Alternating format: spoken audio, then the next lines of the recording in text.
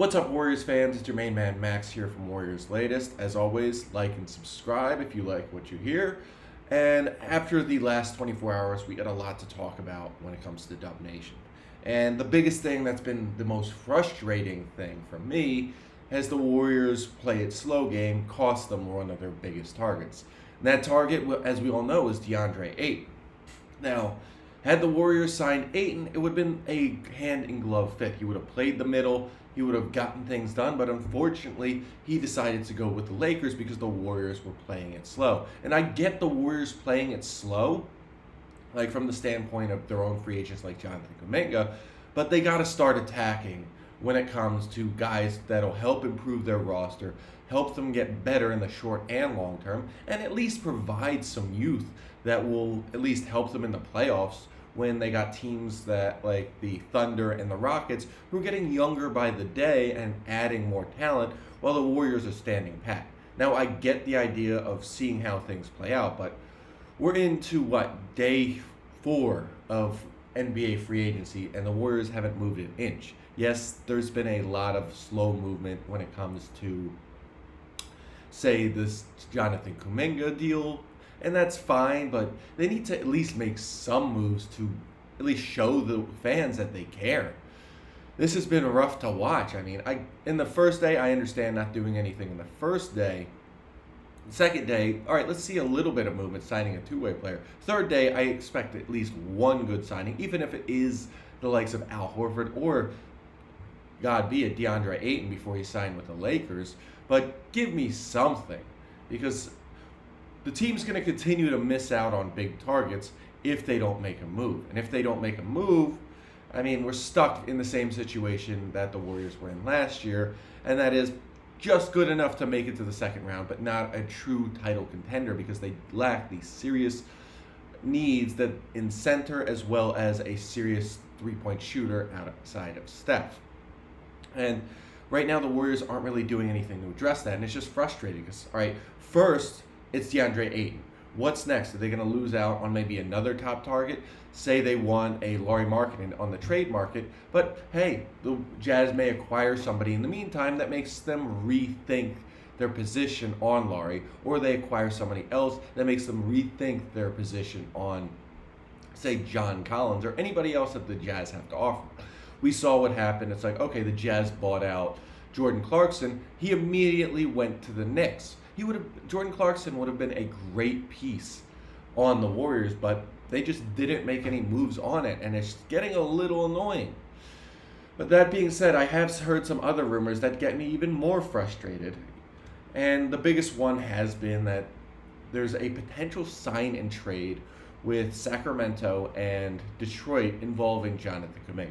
And I want to rest everybody's nerves and just say this is a slow news day article. This is such a bad trade for the Warriors. It's not even funny. In the alleged trade, the Warriors would get back Dario Saric, who played for the Warriors before, and the Warriors decided to get let go, and 2 second-round picks. Now, if you think Jonathan Kuminga is worth 2 second-round picks and Dario Saric, you don't know the Warriors at all. The Warriors aren't just going to give him up for a bag of chips. They're going to at least get something of value back for him that brings immediate impact to the team, even if it isn't like a long-term impact, and it might be just a one-year player to come off the bench, but that player is going to make an impact in the championship aspirations. But just those two, I can't even fathom who thought up this idea or came up with it just to write an article about it. It is such a bad trade, it's not even worth looking at. Now, if, say, Detroit and Sacramento throw in some add-ins, maybe there's something worth talking about. Because as of right now, it's just not a good trade. I could definitely see Detroit throwing in maybe one of their spare big men to offset some of the salary to Golden State, or maybe Sacramento adding a few other pieces in that don't really give them any opportunity. Maybe, like I said before, throw in the likes of DeMar DeRozan, because he is a decent shooting guard that can really add to the floor in terms of their starters, maybe add in another center. Who knows about that? But we'll find out, because he's going to get traded in Kuminga, and he's going to bring back some serious talent when it comes to what the Warriors need. And personally, I like that, but this slow game is just killing me, and I just want to see something a little more aggressive, or something from the Warriors, them being more aggressive on just looking at players than just sitting around waiting to see what happens. And who knows, maybe somebody does offer Kuminga a offer sheet, and the Warriors are in a position where they either have to match it or figure out a sign and trade that works for them. And some of those teams might not have the best pieces to give the Warriors what they want. And it's going to be tough if that happens. I mean, I know the Nets are the only team that can do that right now, but who knows, their minds might be changing. The Nets don't exactly have pieces that the Warriors need right now, or the Warriors like. And that would be just a rough pill to swallow, just letting him go for nothing.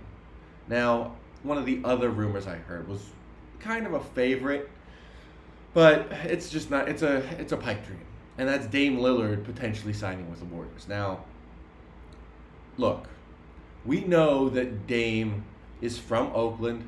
He grew up a Warriors fan.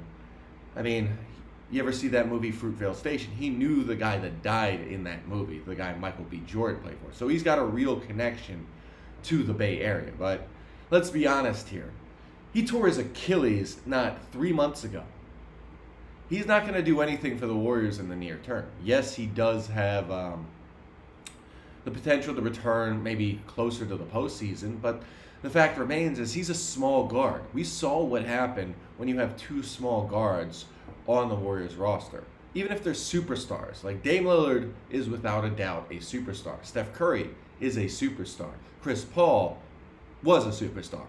But it just does not work out because Dame would be coming off the bench and provide no value to the Warriors. Even in the long term, say he's rehabilitates, best case scenario, he's back by the All-Star break, he doesn't provide the Warriors the value that he would provide, say, another team as a starting point guard because he's so small. I mean, you've got Steph, you've got Dame in the backcourt. That is probably the easiest backcourt to guard because of how small they are in the playoffs. And even though they might make those big shots are a lot easier to block if you're a shooting guard who's 6'3", being guarded by a shooting guard who's 6'6" or above. And that's why it's mostly a pipe dream because, yes, Dame does want to spend a lot of time with his family. Yes, a lot of his family is still in the Bay Area, but I just see him taking the year off, not really doing anything. And if he does do something, he's going to go to a place where he can really make his own decisions. And I see that being either Miami or just someplace warm where he can at least come in and have an immediate starting job waiting for him.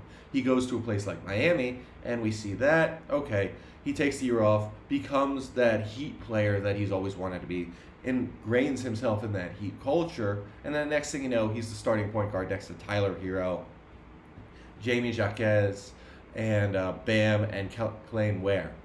And then he's a starting part moving forward, but I just don't see it happening with the Warriors. Even though it would be fun seeing him put on the Warriors jersey wearing number 0, I guarantee you that'd sell out faster than his Trailblazers or his Bucks jersey. But that's aside from the point. Now, bottom line is, moving forward, the Warriors have to do something. I don't care if it's small, big, or whatever. If it's a trade to bring in assets, just move something around because we got to see that you're maneuvering to make a big deal. Sitting around doing nothing isn't going to get you a title. That's just a fact. And the Warriors need to do something in order to at least not not get stuck behind. They can't miss the bus right now. And it really looks like they are missing the bus. Yes, there are good remaining free agents, but those free agents can't really help them in the short term, which is where their immediacy lies. They can only help them maybe long term, but like say sign a player like Brandon Boston Jr., Amani Bates, at least it shows that you care and you're at least making moves for the near term and for the long term because those teams had. Or even just sign Al Horford, who you've talked about signing for the last week or so. Just go out and make the deal before Boston decides, hey, in our gap year, we want our stalwart veteran back to help us through this tough time instead of him going elsewhere and winning a championship. Because that may happen with Al Horford, and I really don't want to see that. because that would be the most frustrating thing. Now, if the Warriors stand pat this entire offseason, I guarantee you it's going to be a long season in Dub Nation, and I don't know if I could tolerate that. So, Warriors, it's time to make a move. It's time to make some signings, or at the very least, get active in the trade market. And for Warriors Latest, I'm your main man, Max, and as always, go Dubs.